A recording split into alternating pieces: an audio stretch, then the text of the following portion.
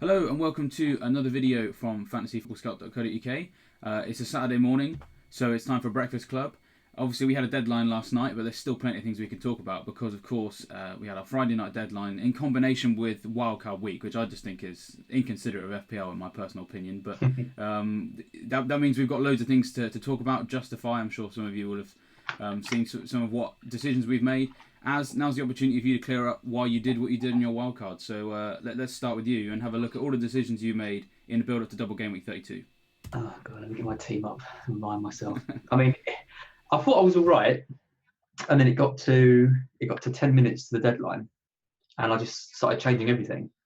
And I was like, and it got to 5 minutes to, and I was like, what am I doing? I've taken everyone out that I've been talking about all week. So I ended up kind of putting it back to something like what I talked about on the Scoutcast on Tuesday. But yeah, I mean, well, shall I just go through the players and why? I mean, Ryan Duffy was always certain to be there. The captaincy and Duffy was a kind of a bit of a last minute decision, and I just thought, how many opportunities do you get in fantasy football to captain Duffy? Not many. Not many, and probably rightly so. But I just thought, as a Brighton fan, as someone who thought, this is probably quite a good week to take a bit of a risk with Pochettino's comments on the Spurs rotation, Liverpool playing Chelsea, City 1-0 down after that Champions League first leg. So it seemed quite a good week to kind of roll the dice. And, why not? I just thought it's you play this game to have fun sometimes, don't you? And Captain Duffy is kind of the definition of that, unless Bournemouth score in the first 5 minutes today. And then, could be one. Miserable. But yeah, and then I was happy with the news that Delafeu was fit, because I kind of wanted him all week. He's a bit of an out of position midfielder, seemed quite good for the bench boost next week.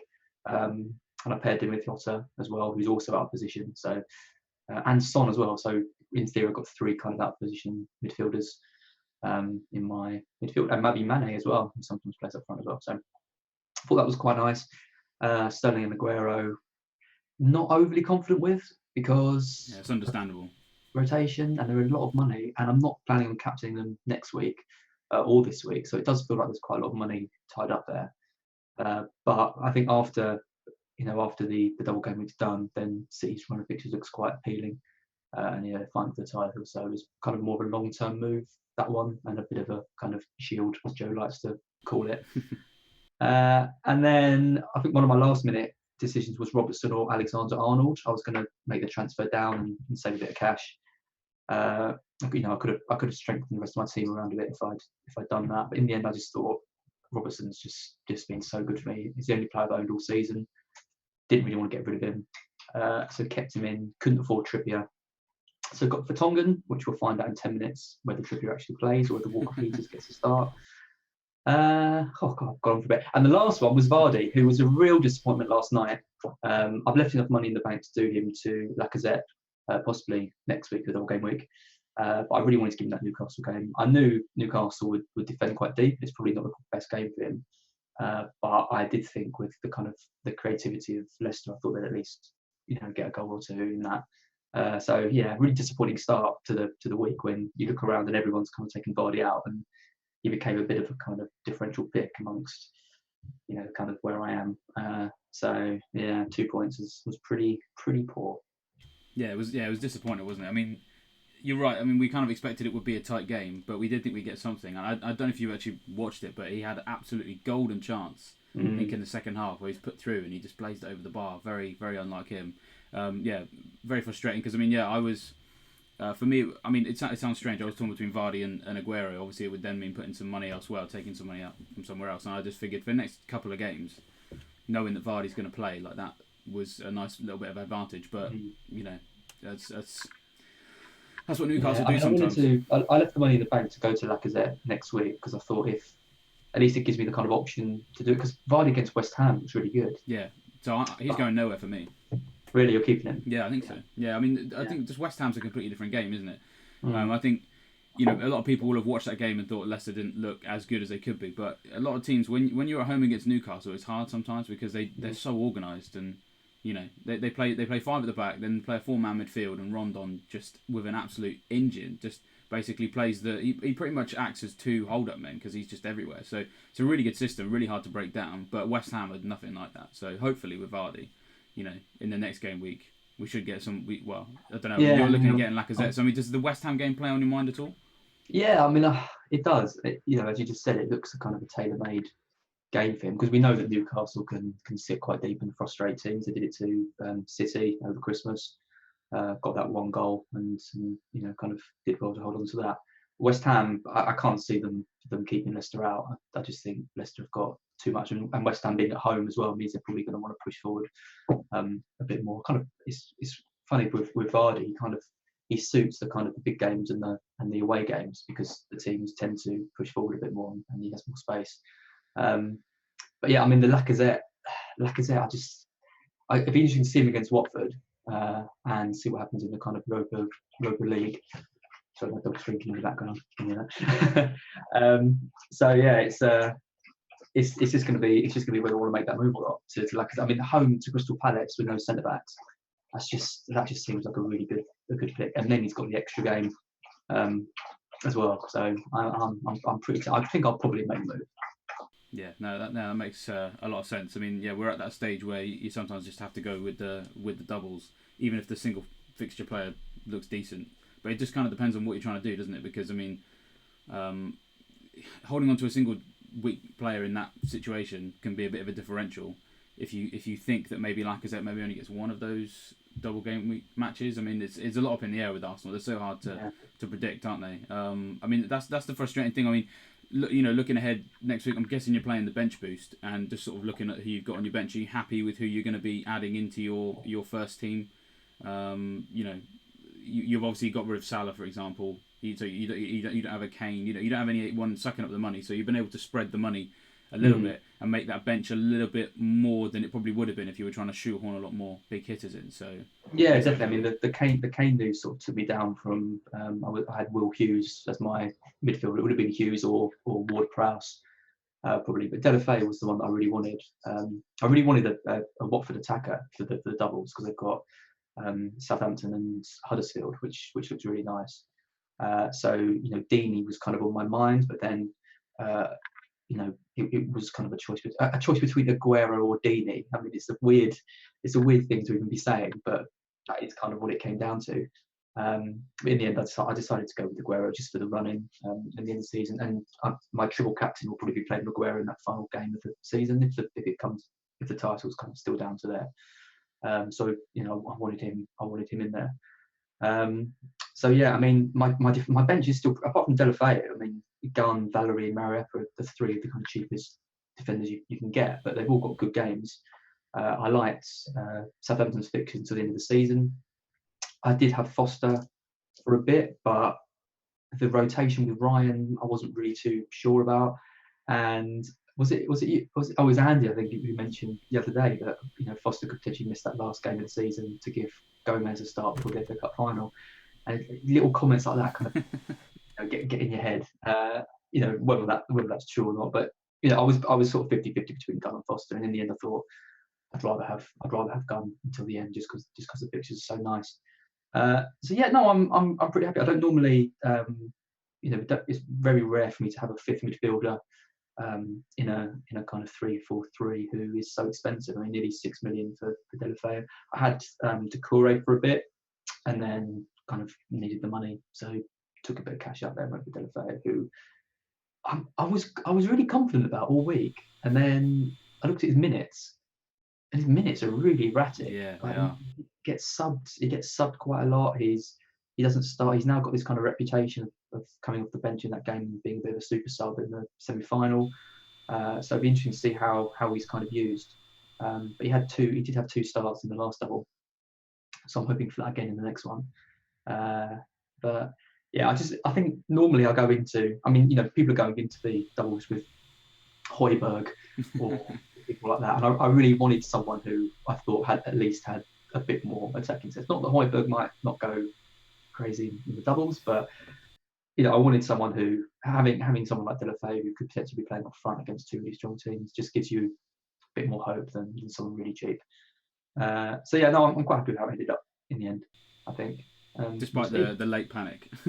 yeah, I mean the late panic was all about the bench. I couldn't decide between.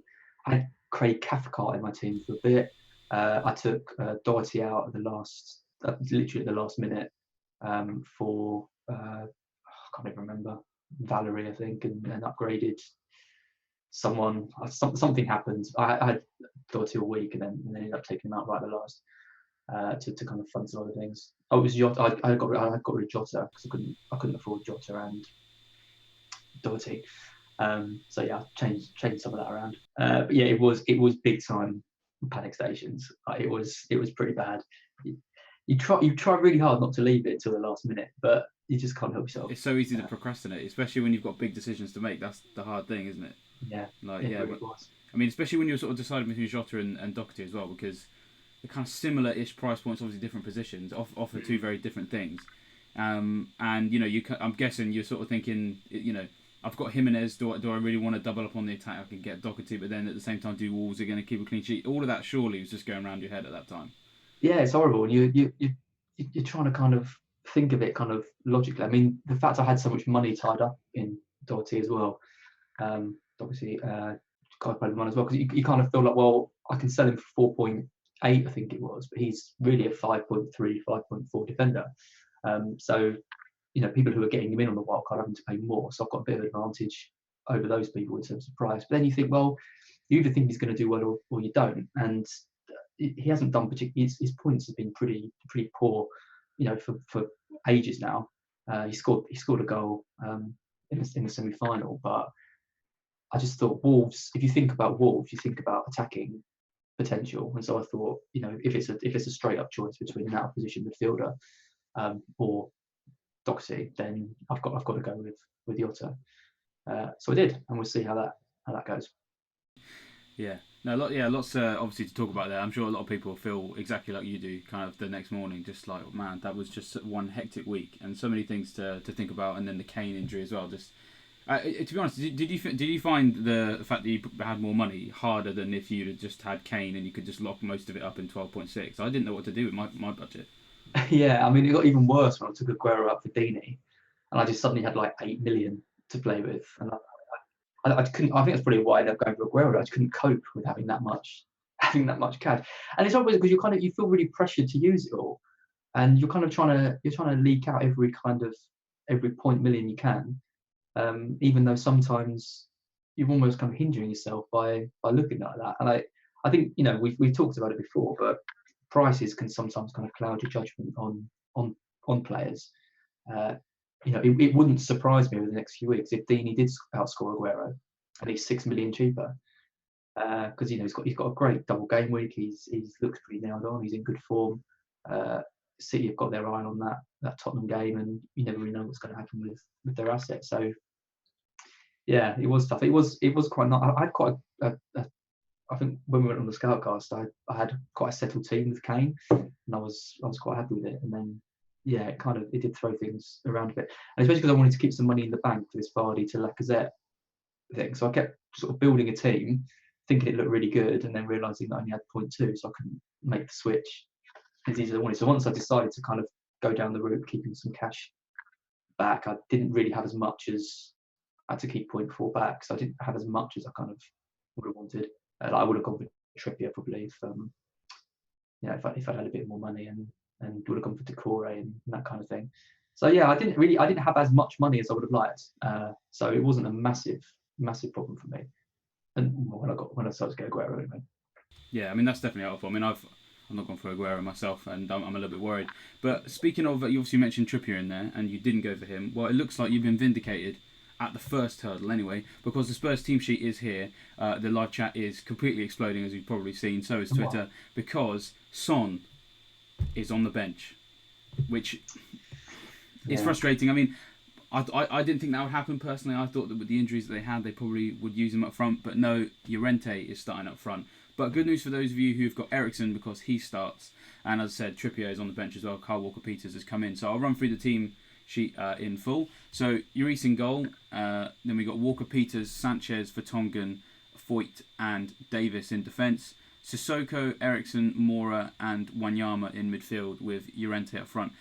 No exact sort of confirmation of what the formation exactly is, but obviously we've got 3 centre backs there, 2 wing backs, so we can guess they're playing either a 5 at the back or 3 at the back. Probably 3 at the back, bearing in mind that they're probably going to go very attacking in this game. Then in terms of, it's just a case of, I would imagine that Moore is probably flanking Llorente. Maybe Ericsson is on the left, maybe Moore is on the right.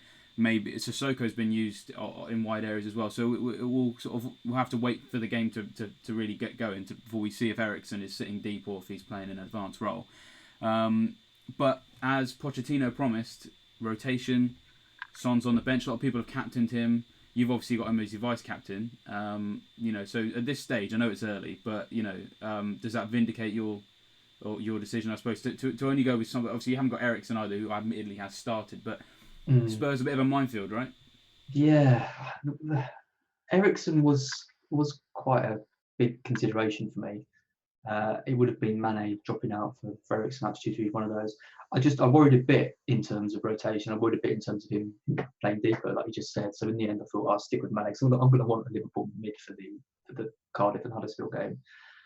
Son, Trippier. I have to admit, if I'd had an extra 0.1, I would definitely have gone for Trippier.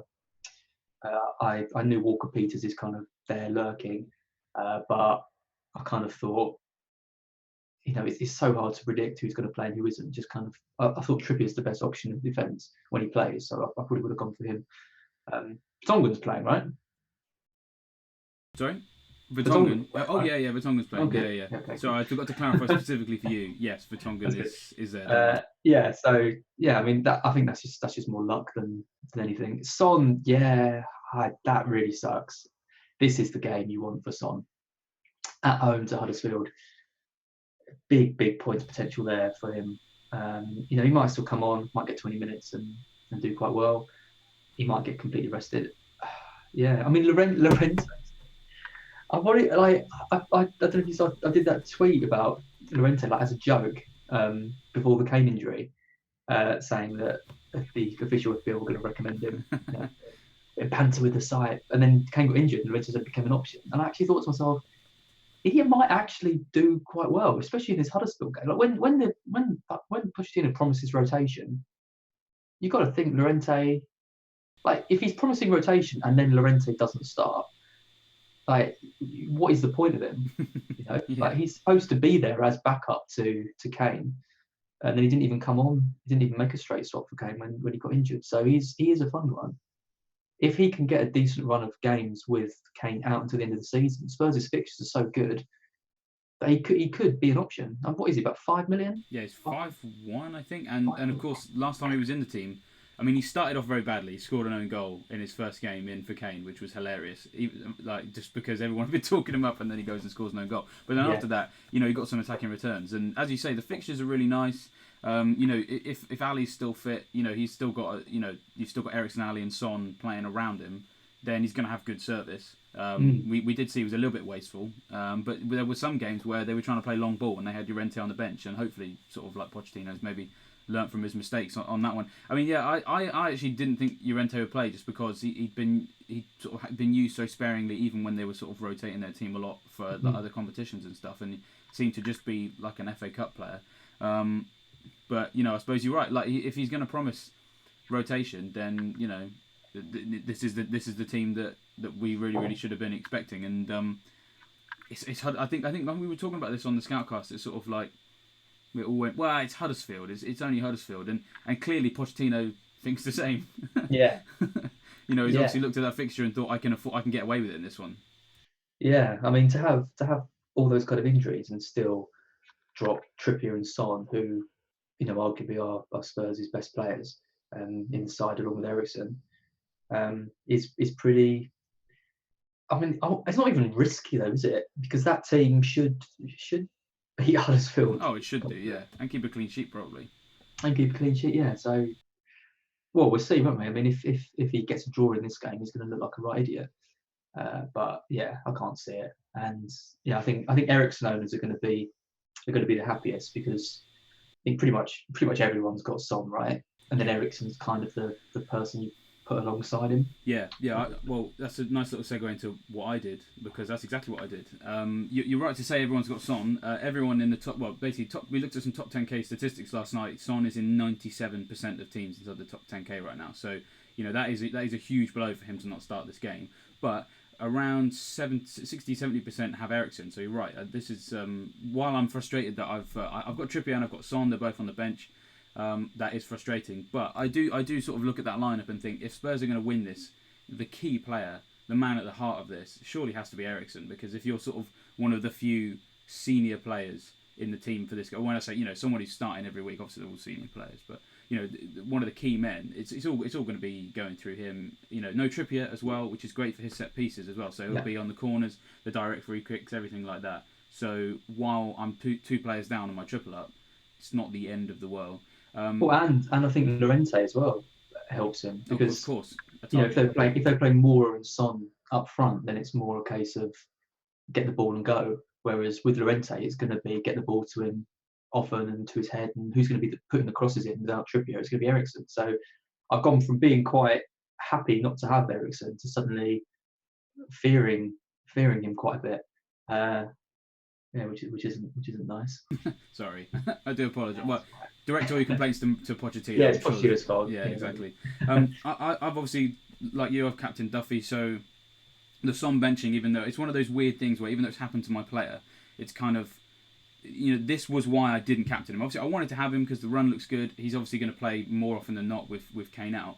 But the main reason that I just didn't really want to captain, to be honest, any of my Spurs players was just obviously in this game. I wasn't sure. Who was going to play? I had my sort of my hunches. My hunch was slightly wrong because I did think the Trippier and Son would play, but a hunch. I can't captain on a hunch. For me, I've got to captain on something that I know, and then this sort of helps. Even if Duffy doesn't come through and we get like 4 points from him, I still feel like I've probably made the right decision because I look elsewhere, and I didn't want to captain Vardy because of what we talked about at the top of the program.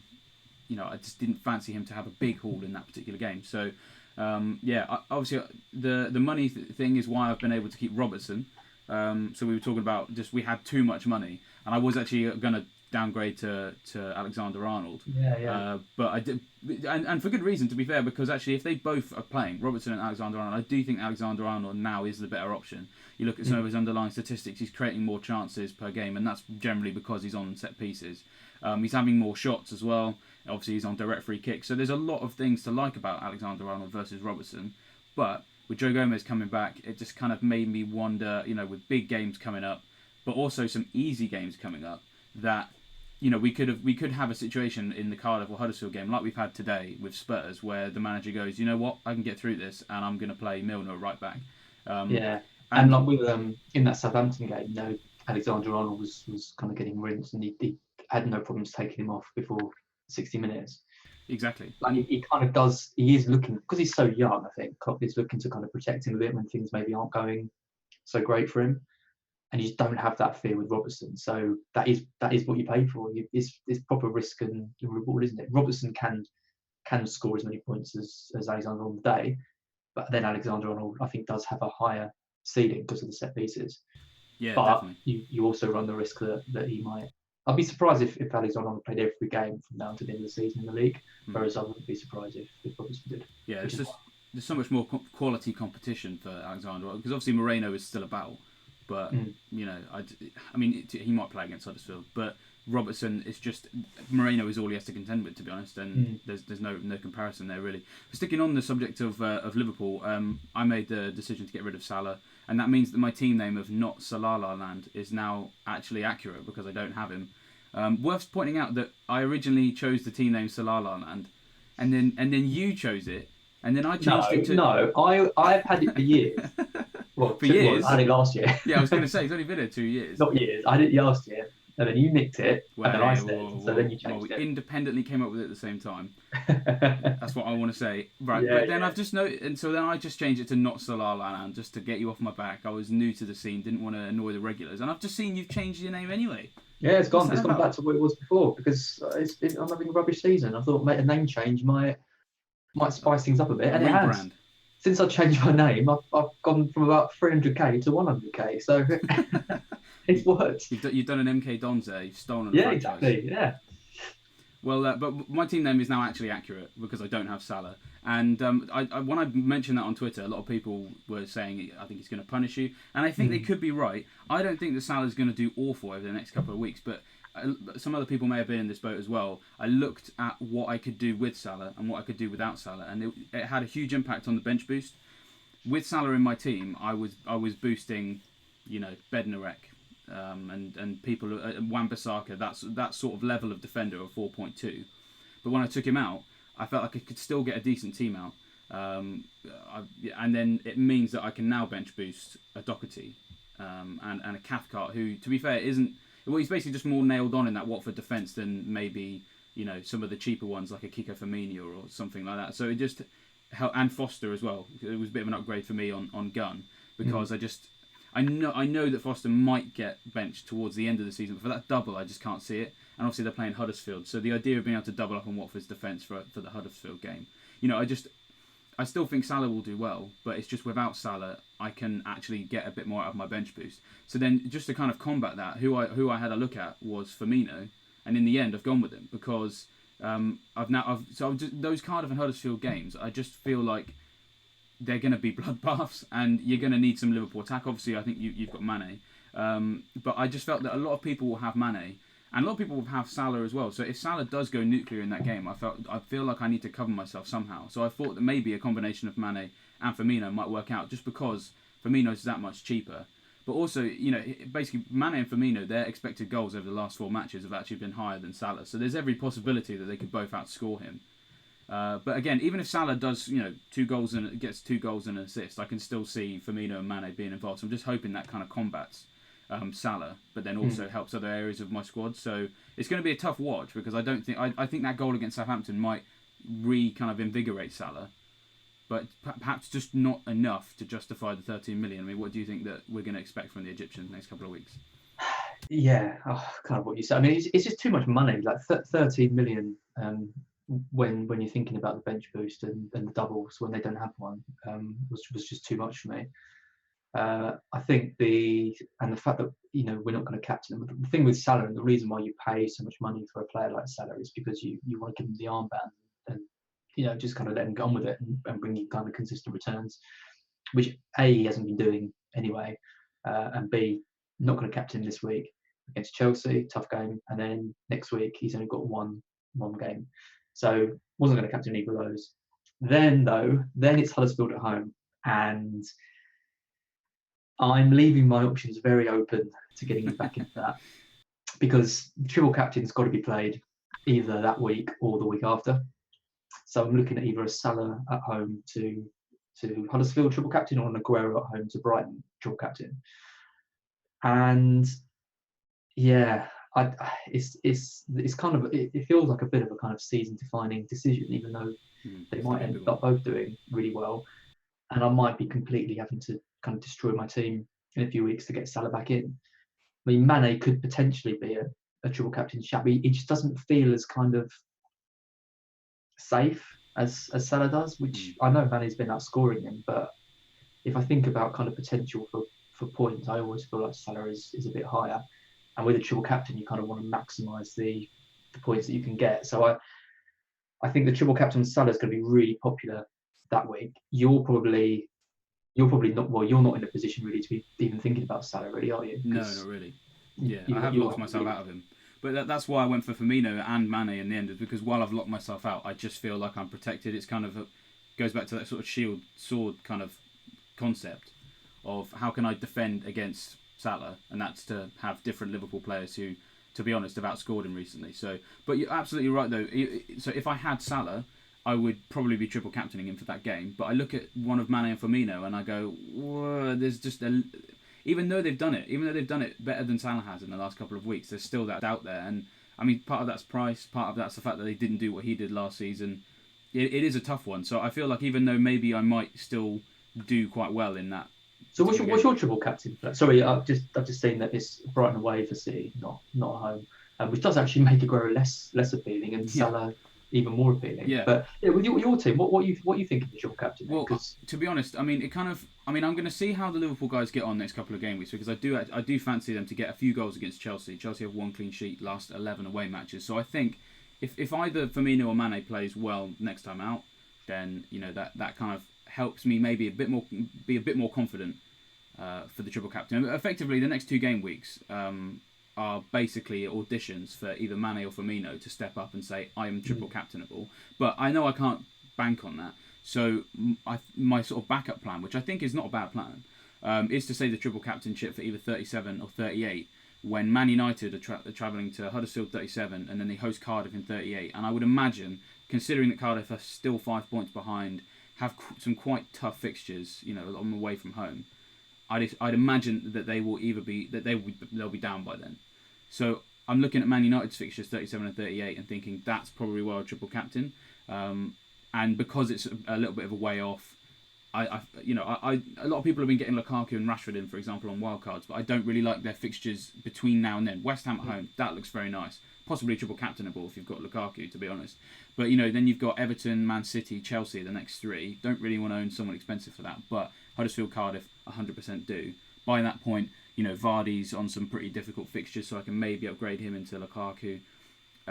So I feel like my options are open, but I think it's dependent on a lot of things. Like I said, Mane and Firmino, they've got an opportunity to prove that they can be triple captainable in the next 2 matches. If not, it'll probably be a Man United player for one of those 2 particular games. I mean, game 37, there's some great fixtures in that. You've got City at home to Leicester, Arsenal at home to Brighton, United away at Huddersfield, like you just said. I mean, even Spurs away at Bournemouth. Yeah, or even Wolves at home to Fulham, like someone like Jimenez or Jota. I tell you what, that would be amazing if I end up going with Jimenez triple captain and he delivers, because what a season he's had. We all love him, don't we? I haven't had him for much of the season, so I'll probably triple captain him, and he'll get a nice 2 points for me. Sum it all up, some of how it works. But yeah, 37 looks really good for the triple captain. I think 38 is that United game at home to Cardiff. Really nice. I originally had Spurs Everton on my radar for that final game of the season, but that was kind of reliant on Kane. And when I was thinking about it, it was when Everton were Everton and not this weird thing that Marco Silva has created, where he's now all of a sudden got a team that can actually keep clean sheets quite regularly, even against big teams like Arsenal, Chelsea, and Liverpool. So that one's kind of been taken off. But then we saw last season, game week 38, like anything can happen. And actually, to be honest, if Everton are kind of they're done and dusted for the year, they can't maybe they're locked out of Europe and they're obviously not going down. There may increasingly become an opportunity on that final day of the season to captain a player that you probably wouldn't normally do it. I mean, I can remember a couple of years ago, Captain Batshuayi on the last day of the season, just because he was playing a team whose fate was already decided. He got me 2 goals. You can think of loads of stories down the years where people have captained a bit of a left field option on the final day of the season and it come off. So if the triple captain's still in your locker by that point and you just kind of want to roll the dice, then there's worse plans, definitely. So there's definitely lots of options still open for the triple captain for the next couple of weeks, definitely. Yeah, I mean, although Brighton at home are quite strong, I still do quite like the idea of going in that game. So I think going for the Golden Boot, title race might be there. Brighton hopefully will be safe by then, and they're kind of the 3 things that you kind of want in a captain, really, or a triple captain. So he could still feature, I think. And am I thinking that's ages away? Can't be stressing about. But yeah, to save the triple captain until the last day of the season, it's always been the kind of aim of mine. Because the guy won it last year, didn't he? He saved the triple captain until the last day of the season.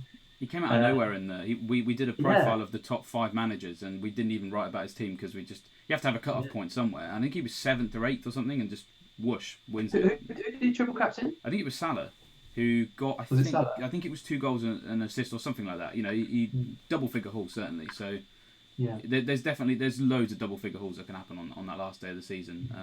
And the handy thing is the thing about 38 is that it might not even be someone that you have in 37. When it is quite literally a dead end, when you're getting team news, sometimes the manager is a bit more specific. So, for example, last day of the season last year, we knew that De Gea wasn't going to play and Romero was. So, because Mourinho said it, so I signed Romero. He told us Rashford was going to start, so I signed Rashford, and there was a goal there as well. So it is quite handy. It doesn't have to. That final game of the season is almost like playing a daily fantasy game.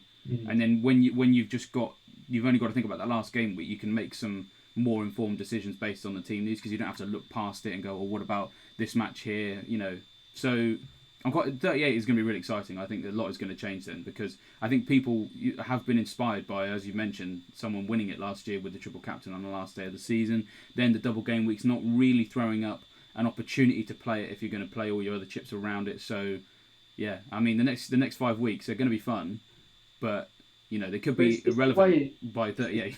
Yeah, it's the way it's kind of gone this season, isn't it? Because the double game weeks have been, the one that was, that had the blanks, and then the one that was sandwiched in between, so that was free hit time, and then straight into the doubles after the blanks, so then it's kind of wildcard time. It hasn't really the best. I mean, in theory, the best time to have played it would have been that City double if you'd given it to Aguero. If you'd given it to Aguero and got a hat trick from that, then this whole conversation is pointless. But for someone like Andy who gave it to Sané, it must be quite. Because I played my dual captain quite early last season over Christmas on Kane. You got 3 points. Oh, the classic. And it was horrible. Like every week, you just feel like you're kind of 20, 30 points behind everyone. And then I think it got to a game with 36, 37. Everyone gave it to Kane, and I think he got an assist or something. Mm-hmm. And like in the end, it was like 5 points, but it was months of like pressure and pain and stuff. So yeah, it's quite nice to still have it, and to be going into 38. You've still got that little ray of hope, haven't you? That just on the last day, you can get a hat trick from your triple captain and go up, thousands of places. Of course, the only worrying thing is if everyone else does that. Yeah, everyone plays the triple captain, and then it just nerfs it. But it's the whole thing. Yeah, but I mean, so if I'm still around the 100,000 mark on the last day of the season, I could give my triple captain to someone completely off the radar, off the grid, and just hope that kind of pays off. Yeah. I mean, I think it will. I mean, it just depends on what we see happening. And the handy thing again, once 37's out the way, we have so much more information about who's playing it and when, because we'll be able to see. Who has it left, for example, in the top 10k when we have a look at that from the 37 deadline. So there will be so much information available for 38. So that'll be very, very helpful. But as you say, a long way off. We've got to sit through now 90 minutes of Spurs either toiling without Son and then bringing him on for 1 point, or doing very well without him and not bringing him on at all. So big game week coming up now. Obviously, we're going to have plenty of content in the next week or so going into Double Gameweek 35, which is probably going to be bench boost for a lot of people. So make sure you tune into the Scoutcast, which I think is going to be Wednesday, just because we've got the Brighton game on the Tuesday night. Thanks for being on this morning, Az. And we will see all of you next week. Have a good one.